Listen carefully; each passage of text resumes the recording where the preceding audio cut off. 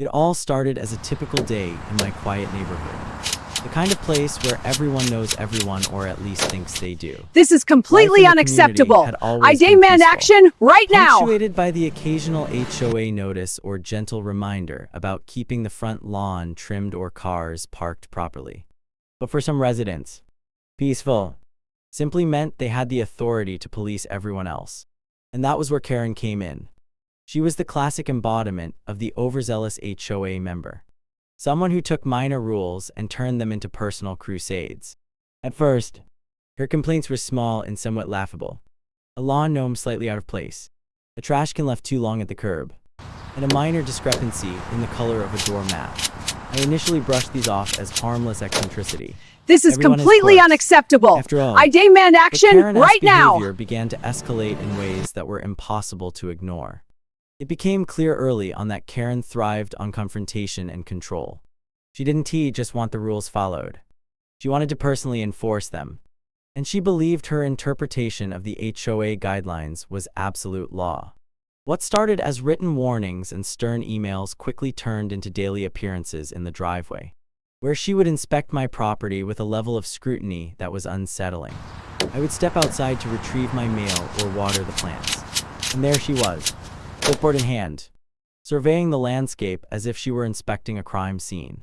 It was unnerving but still manageable. I thought that keeping a polite distance and documenting her behavior would be enough to deter her. Unfortunately, it wasn't. The tipping point came when Karen shifted her focus to my vehicle, a Jeep that I had recently purchased and kept meticulously clean and locked. It wasn't just a car to me. It was a personal project, something I took pride in. But to Karen, it was a symbol of negligence or perhaps even defiance. She began sending a flurry of emails and formal HOA complaints regarding the Jeep. According to her, it was improperly parked and violated neighborhood standards, though she could never cite a specific rule that it actually broke. Each time I responded calmly and factually. She seemed to escalate further, interpreting any defense of my actions as defiance. This was the first sign that we were moving from trivial HOA disputes to something more dangerous. What made the situation even more stressful was the intensity with which Karen began to involve other residents. She was persuasive, and some neighbors were unwittingly drawn into her crusade. They would nod along to her rants about rule enforcement, and sometimes even question my adherence to community guidelines, despite having no basis to do so. This social pressure added another layer of anxiety. I found myself walking on eggshells just to avoid a confrontation in the driveway or a snide remark at the mailbox. But no amount of compliance could appease her. She wasn't interested in fairness or community harmony. She wanted absolute control, and anyone who resisted even politely was a target. By this point, the tone of her communications had changed. The emails became aggressive, the letters more threatening, and the in-person inspections more intrusive. She would stand near my Jeep, taking notes, snapping pictures, and occasionally muttering about people who think they can ignore the rules. Each interaction was designed to provoke a reaction, to make me appear unreasonable or hostile. The psychological pressure was mounting, and it became clear that this was no longer about HOA regulations, it was about power and intimidation. I knew that as long as the Jeep was in the driveway, it would remain her focal point, the object through which she could exercise control. The escalation reached a fever pitch when Karen began hinting that she might take matters into her own hands. During one particularly tense encounter, she mentioned, almost casually, that sometimes the HOA has to step in physically if rules are ignored. At first, I thought she was joking, but the tone and her unwavering gaze suggested otherwise. The implications were chilling. I realized that what had started as minor complaints and passive-aggressive notes could soon become actual interference with my property. It was a wake-up call. Karen was willing to cross boundaries that no reasonable HOA member should, and my Jeep had become the battleground. From that point on, I began documenting everything meticulously. Every email, letter, and encounter was logged, time-stamped, and photographed when possible. I knew that if Karen ever took extreme action, there would need to be a clear record of her provocations. But documentation could only go so far in preventing real-world interference. Each day I returned home, I scanned the driveway for any signs of tampering or suspicious behavior. I noticed her lingering longer than necessary, her eyes darting toward the lock of the Jeep, and I could sense the calculation in her movements. The tension was palpable, a mix of frustration, fear, and disbelief that someone could be so determined to overstep boundaries over such a trivial matter. The community itself seemed largely oblivious or unwilling to intervene. HOA boards are notoriously slow to act unless a clear violation occurs. And Karen had perfected the art of staying within vague interpretations of the rules while pushing her personal agenda. Even when neighbors expressed concern, she would deflect blame, framing herself as a concerned resident, rather than the instigator she clearly was. The isolation this created made it feel as though the entire neighborhood had tacitly accepted her authority, at least temporarily, which only emboldened her further. And then, one day, the escalation took a dramatic, irreversible turn. I returned home to find that the lock on my Jeep, a lock I had installed for both security and peace of mind, had been cut. The realization hit me like a physical blow. Someone had crossed a line that should never be crossed. The Jeep, which had been the symbol of my pride and personal space, was now violated. I was angry, shocked, and immediately suspicious This is of Karen, completely unacceptable. given the history, I demand action timing, right now. and her obsession with the vehicle. It was impossible not to connect the dots. The act was brazen, audacious, and reckless, signaling that Karen had moved from passive aggression to direct, unlawful interference. This initial act of lock cutting marked the beginning of what I now think of as the HOA Karen chaos. It was a culmination of weeks, even months, of escalating intimidation, petty complaints, and psychological pressure, finally manifesting in a tangible, aggressive action. At that moment, the conflict was no longer theoretical or administrative, it was real, visible, and illegal. It was a turning point that changed everything, setting the stage for the shocking revelation that the Jeep wasn't just mine, it belonged to a police task force. But at this juncture, I had no idea how monumental that twist would be, and all I could feel was the raw, immediate stress of having my personal property tampered with in broad daylight. The HOA Karen escalation had officially reached a level that no amount of diplomacy could contain, and I knew that the coming days would demand vigilance, strategy, and perhaps a little poetic justice. After the initial shock of discovering that my Jeep S-lock had been cut, I knew I had to take a moment to breathe and assess the situation. This wasn't just about a vehicle. It was about personal space, ownership, and the principle that no one, no matter how entitled they thought they were, had the right to interfere with my property. The Jeep was more than just a mode of transportation. It was a symbol of freedom, hard work, and personal pride. I had spent countless hours customizing it, maintaining its pristine condition, and ensuring that every detail reflected not just my taste but also a certain respect for my own efforts. Seeing the lock destroyed felt like a violation on multiple levels. It wasn't merely an inconvenience, it was an affront to the very notion of ownership. I immediately began a careful inspection of the Jeep, documenting the damage and photographing the cut lock. The act itself was a statement. Whoever had done this wanted to show that they could, that they had the audacity to cross a line. The irony, of course, was that the Jeep was securely parked within my own driveway, technically on private property, legally mine, and fully compliant with all HOA rules. But that didn't matter to Karen. To her, the vehicle represented a challenge, a rebellious symbol that she could not tolerate. It was almost as if the Jeep had become an extension of myself in her mind, something she felt compelled to control. The realization of this psychological warfare was both fascinating and infuriating. In the days that followed, the standstill over the Jeep became almost surreal. I would walk outside and see Karen lurking nearby, clipboard in hand, eyeing the vehicle with the same intensity as if it were a crime scene. My interactions with her, which once consisted of polite exchanges and written responses, now felt like minefields. I had to be careful not to give her any verbal ammunition, but even silence seemed to provoke her. The standstill wasn't just physical. It was psychological. Every glance from her, every whispered remark to neighbors, every suspicious movement was a reminder that the Jeep had become a focal point of an ongoing battle. It was no longer a car. It was a statement, a symbol of resistance, and a target for someone who thrived on asserting control. I also began to notice subtle but unnerving patterns in her behavior. She would arrive at odd hours, ostensibly to inspect other properties, but her path always seemed to lead past the Jeep. She would take photos from angles that were intrusive and unnecessary, and sometimes she would even speak loudly enough for me to hear her remarks about people who flaunt the rules. Each day, the tension in the driveway increased, and I felt the weight of constant surveillance. The lock cutting was not an isolated incident, it was the beginning of a campaign. A statement that the Jeep was fair game. I knew I had to respond strategically, not just react emotionally, because any misstep could escalate the situation further. At the same time, I reflected on the importance of the Jeep itself in this standoff. It wasn't just about defending property. It was about defending the principle of personal boundaries. The Jeep represented autonomy in a neighborhood increasingly dominated by overreach and intimidation. It was a tangible expression of my right to maintain control over my own possessions, and that made it more significant than any other car on the block.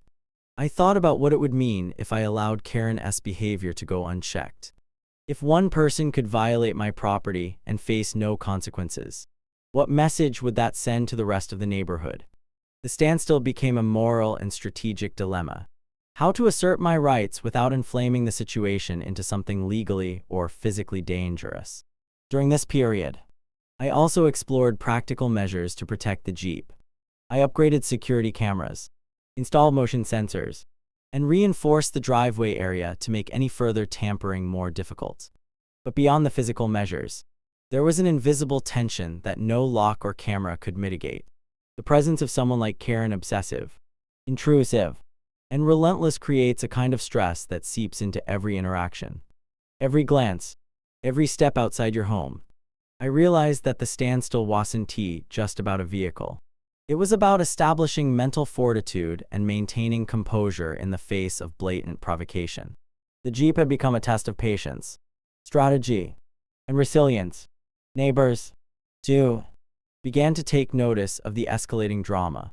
Some were sympathetic, quietly expressing concern about Karen's overreach, while others were passive observers, unsure how to navigate the tension.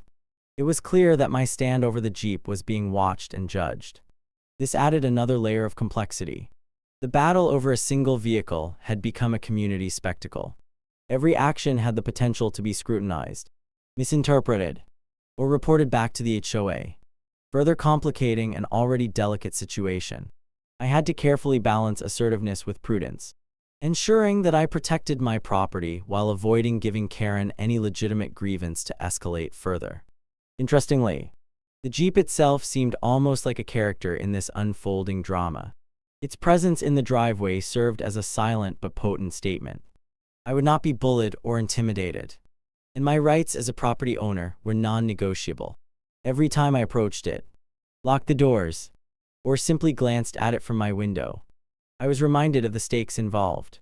The standstill was a psychological chess game, with Karen making aggressive, intrusive moves and me responding strategically to maintain control without losing composure.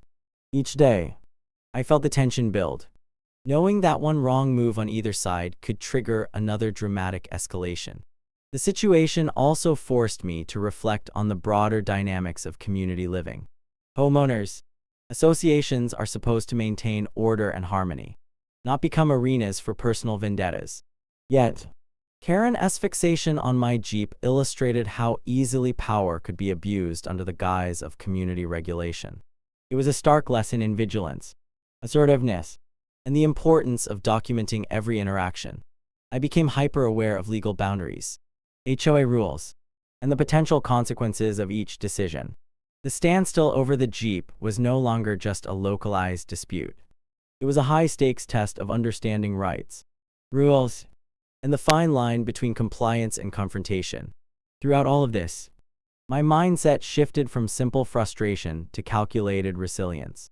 I began to anticipate Karen's moves, predict her actions, and ensure that my responses were measured yet firm. The Jeep, once merely a vehicle, became a symbol of personal sovereignty and strategic patience. I realized that sometimes, the objects in our lives that provoke conflict also reveal our strengths, forcing us to engage with challenges in ways we might never have anticipated. The standstill wasn't just about preventing theft or property damage.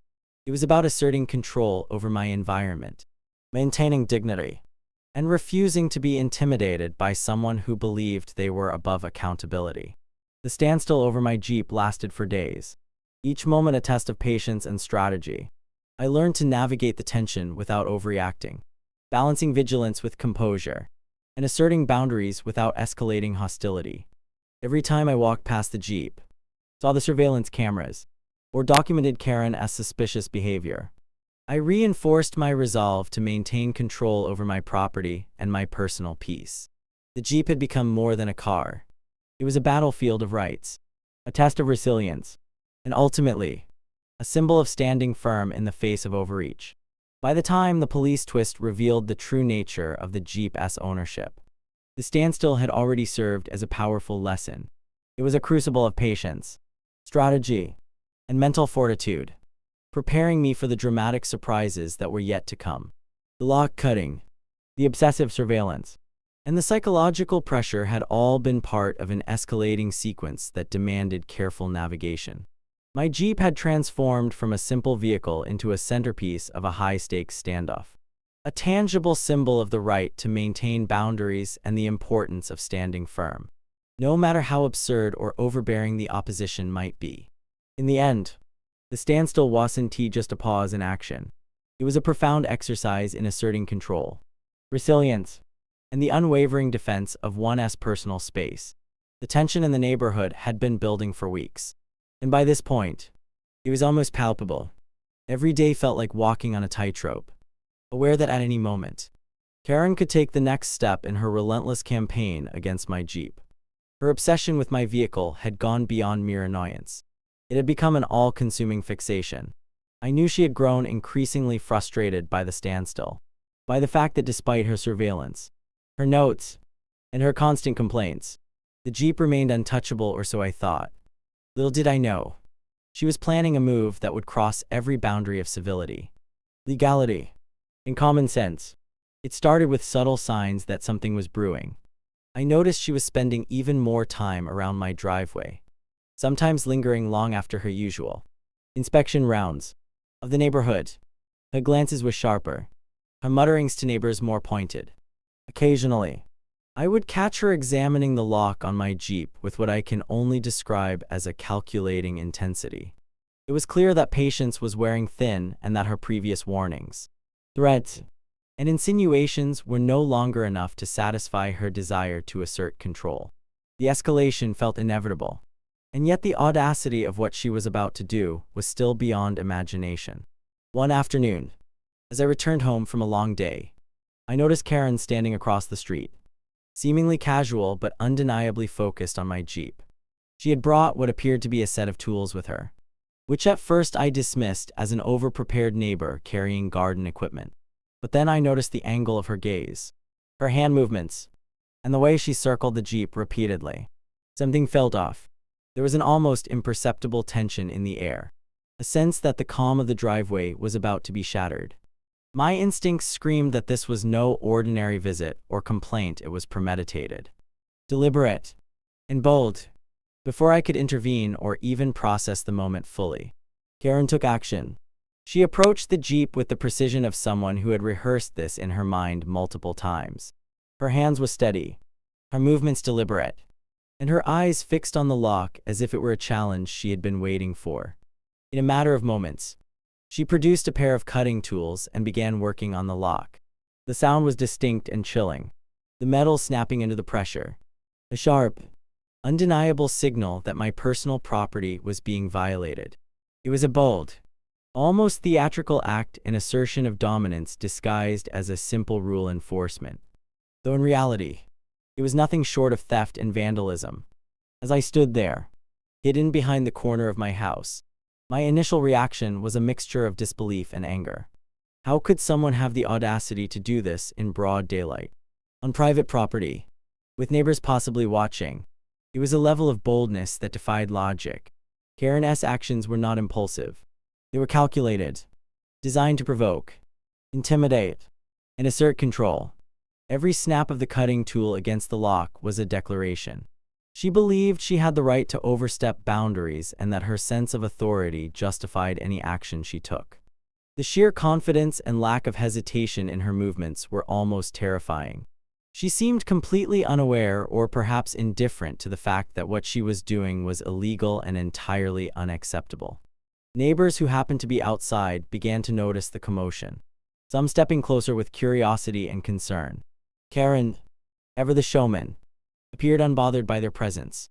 She continued cutting the lock, muttering about people who think rules don't apply to them, framing her actions as righteous, even though the reality was far from it. Her performance was designed to intimidate not just me, but anyone who might challenge her sense of authority. It was a brazen act that demonstrated her willingness to escalate beyond social norms and legal boundaries simply to prove a point. The audacity of the move was both shocking and infuriating. This wasn't just about a vehicle anymore, it was a public spectacle, a demonstration of power, and an ultimate test of my resolve. In the midst of the chaos, I realized that the situation required careful handling. Any sudden confrontation could escalate into a dangerous physical altercation or give her further pretext for legal complaints against me. Instead, I chose to remain calm, documenting the entire event as meticulously as possible.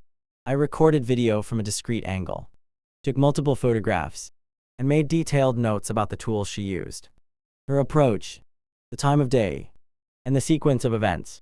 Every detail mattered, because I knew that this moment would have consequences far beyond the immediate damage to the lock. Karen's boldness had crossed a threshold that required a careful balance of assertiveness and legal strategy. It was also during this moment that the psychological weight of her actions hit me fully.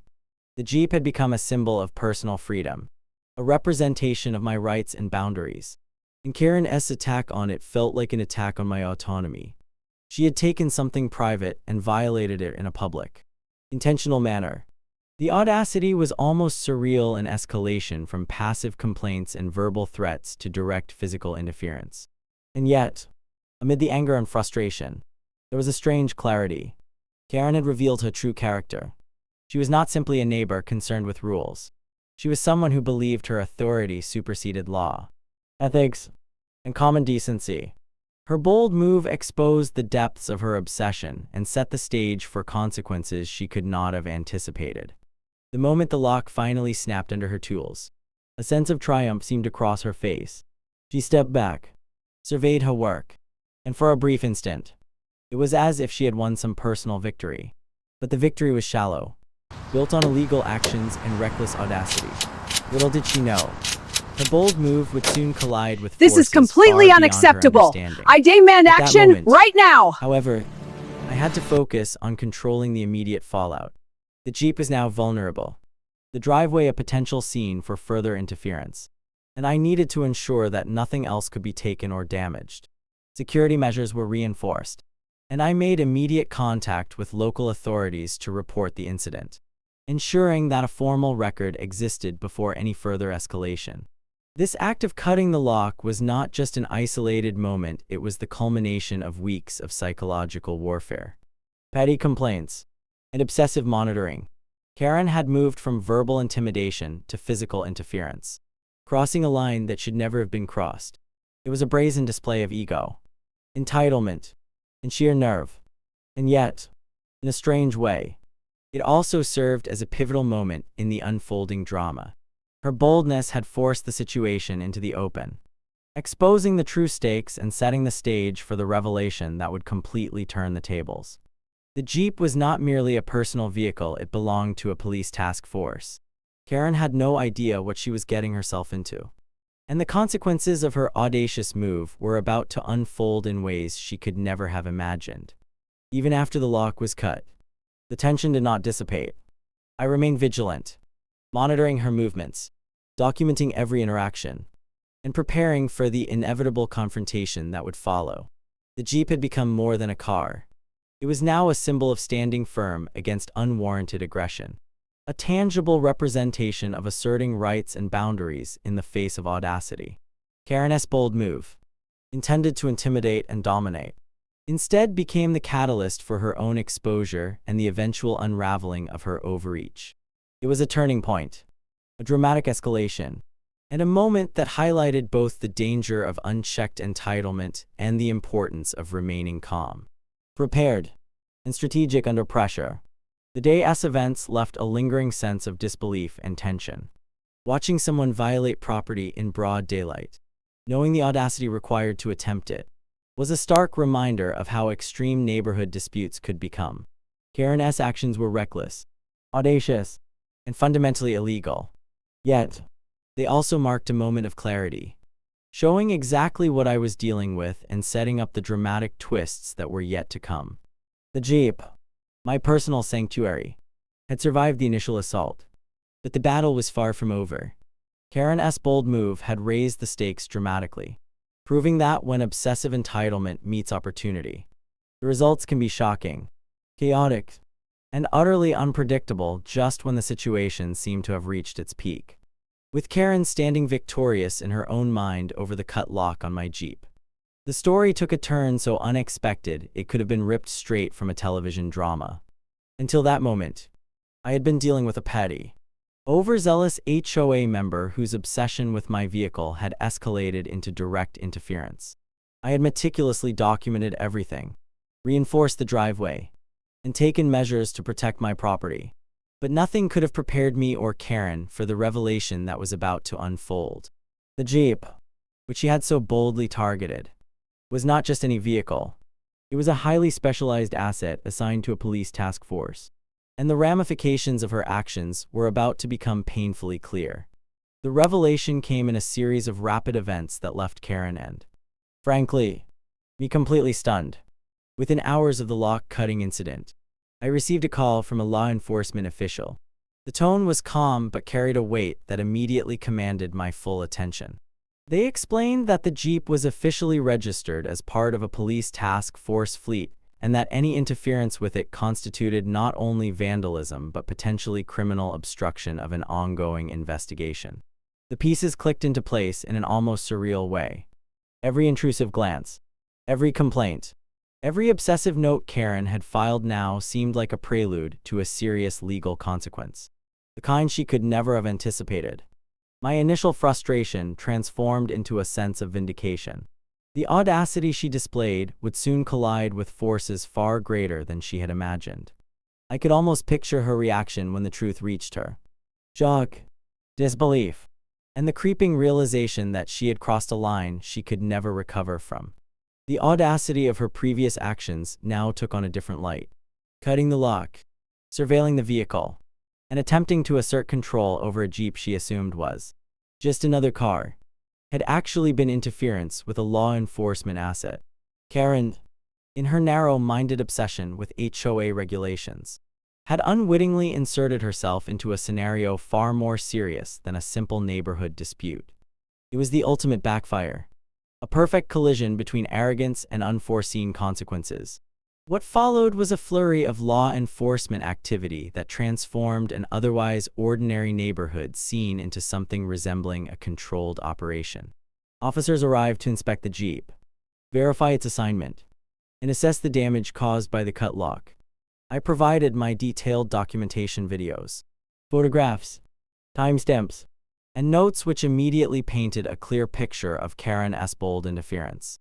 The level of professionalism, the seriousness of the response, and the efficiency of the process underscored just how far Karen had overstepped. Her actions were no longer a matter of HOA rules or neighborhood gossip. They had entered the realm of federal and local law enforcement scrutiny. Suddenly, the narrative had shifted dramatically, and the balance of power that Karen had assumed she held was completely overturned. Neighbors, who had witnessed parts of the ordeal, were equally stunned by the revelation. Conversations that had previously centered on petty HOA rules now shifted to discussions about police involvement and the potential legal consequences Karen faced. The dynamic in the neighborhood changed almost overnight. Those who had passively observed her behavior began to recognize the severity of her actions, and the aura of invincibility she had cultivated through intimidation and obsessive monitoring evaporated.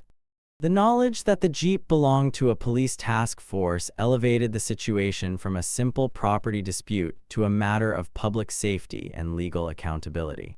Karen's credibility, which had been bolstered by perceived authority within the HOA, began to crumble under the weight of this revelation. For me, the experience was both vindicating and instructive.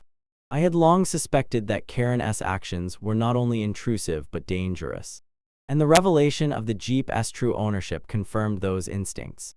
It was a profound reminder of the importance of maintaining composure, documenting every interaction, and understanding the boundaries of property rights and law. While the initial focus had been on protecting the Jeep, the situation evolved into a lesson about strategy, patience, and the unexpected ways that audacious individuals can be confronted with consequences they cannot anticipate.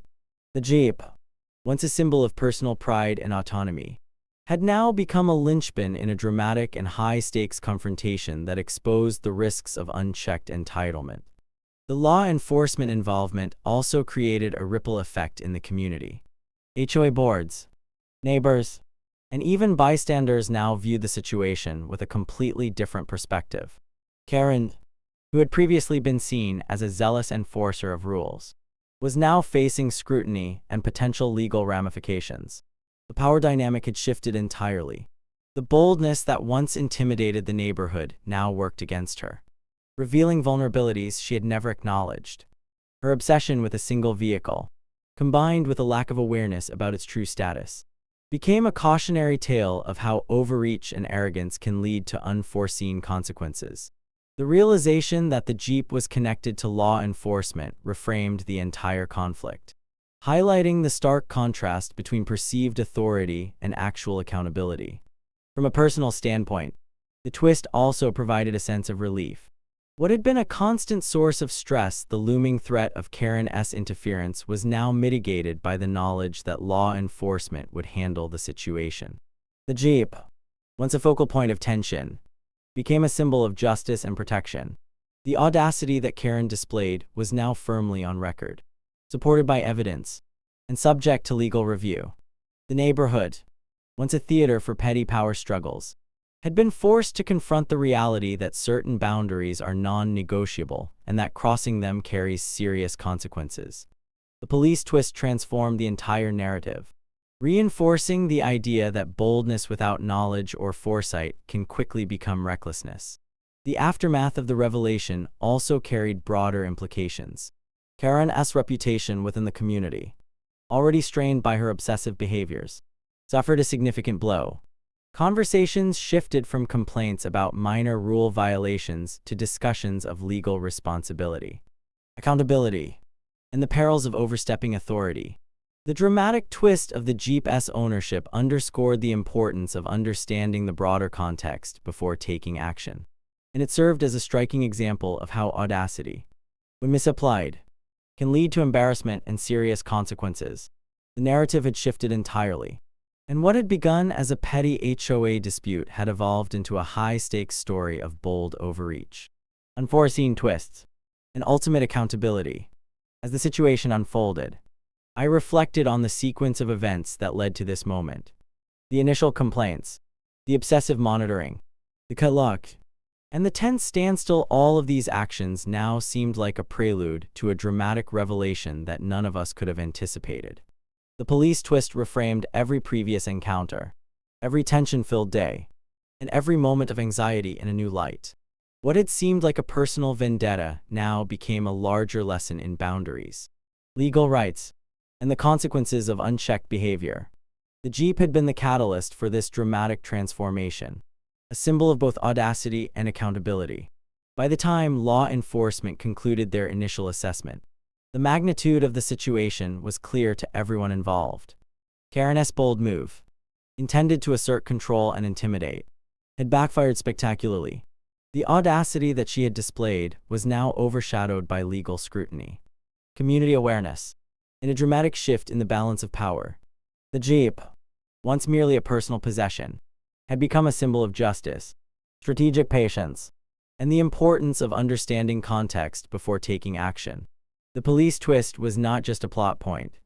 It was a transformative moment that reshaped the entire narrative, turning a neighborhood dispute into a cautionary tale of audacity, accountability, and the unforeseen consequences of overreach.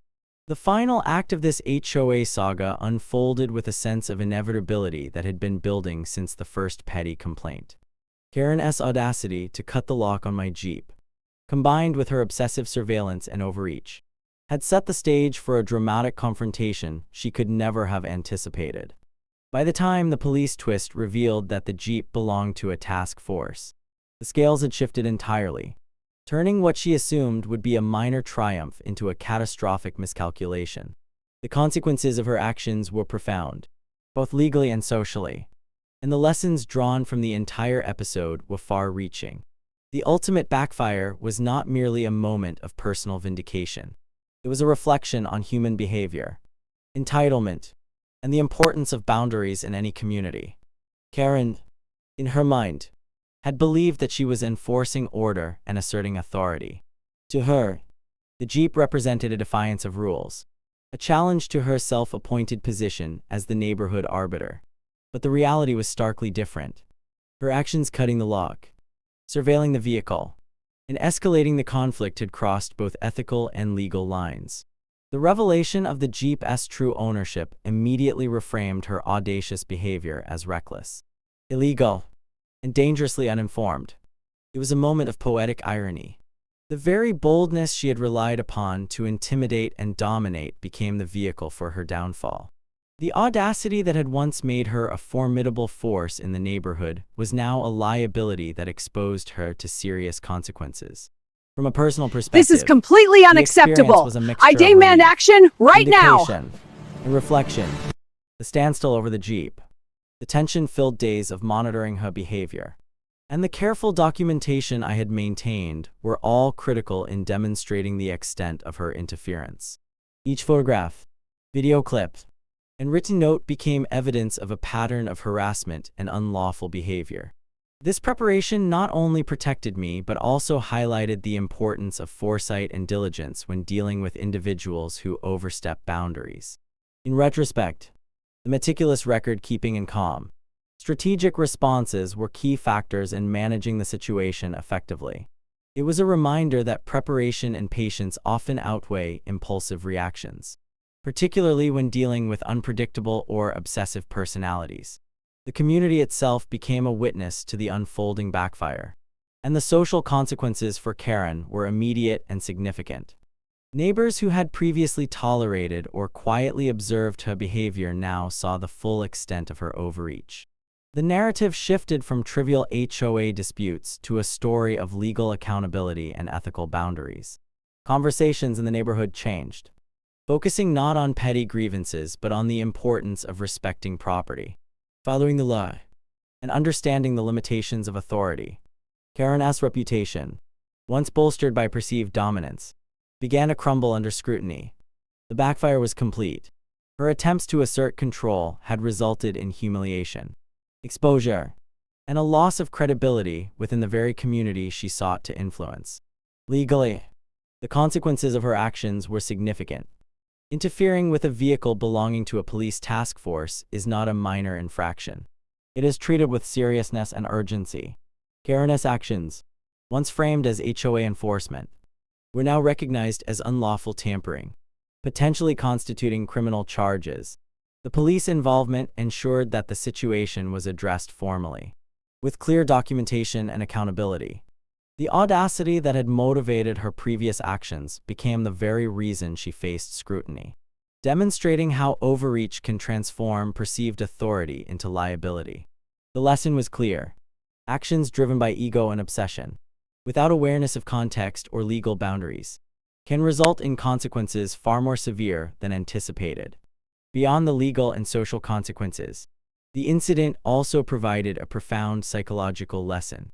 Karen's obsession and fixation had escalated a simple neighborhood dispute into a high-stakes confrontation. Her behavior illustrated the dangers of entitlement, the risks of conflating personal authority with official power, and the unpredictability of overstepping boundaries. For me, navigating the situation required patience, strategic thinking, and emotional restraint. Every interaction, every glance, and every decision had the potential to escalate or mitigate conflict. The ultimate backfire reinforced the value of measured responses, careful documentation, and the importance of maintaining composure under pressure. It highlighted that winning a confrontation is often less about confrontation itself and more about understanding the broader dynamics at play. The Jeep, which had been the focal point of Karen's obsession, transformed from a source of stress into a symbol of resilience, preparation, and justice. Each day of vigilance, each camera installation, and every precaution taken to protect it had prepared the ground for a favorable outcome. When the police twist revealed the vehicle's true status, the Jeep became more than just a car. It became evidence of foresight, patience, and strategic response. Karen's audacity, which had seemed overwhelming in the moment, was ultimately neutralized by the combination of preparation and context. The vehicle itself, a symbol of autonomy and pride, stood as a silent testament to the effectiveness of measured action in the face of irrational or obsessive opposition. This incident also prompted reflection on broader community dynamics. HOA boards, neighborhood residents, and observers all gained insight into the potential consequences of unchecked overreach. Karen's obsession and subsequent backfire served as a cautionary tale, demonstrating that authority without accountability can quickly turn into liability.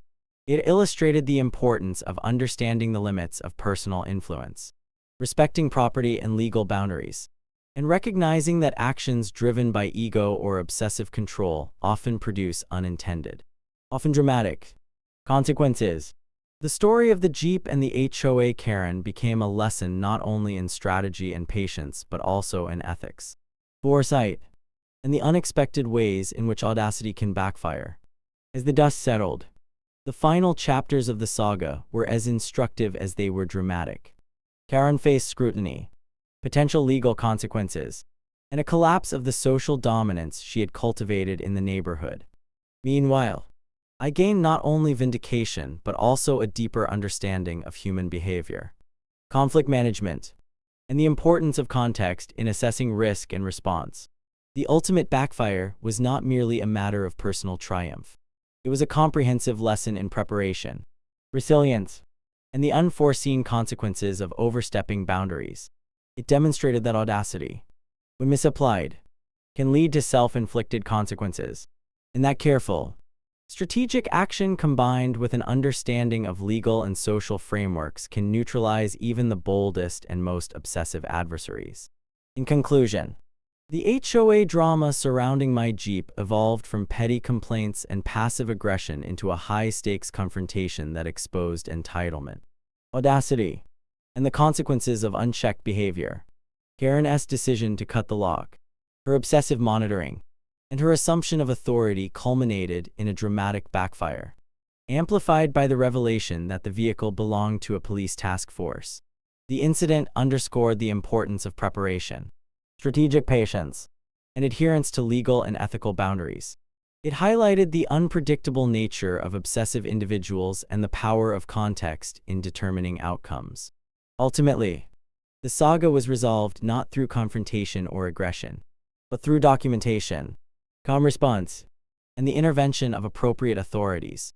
The lessons learned are as relevant to personal interactions as they are to broader community dynamics, illustrating that audacity without foresight is rarely victorious, and that patience, preparation, and strategic thinking are often the most powerful tools in navigating conflict.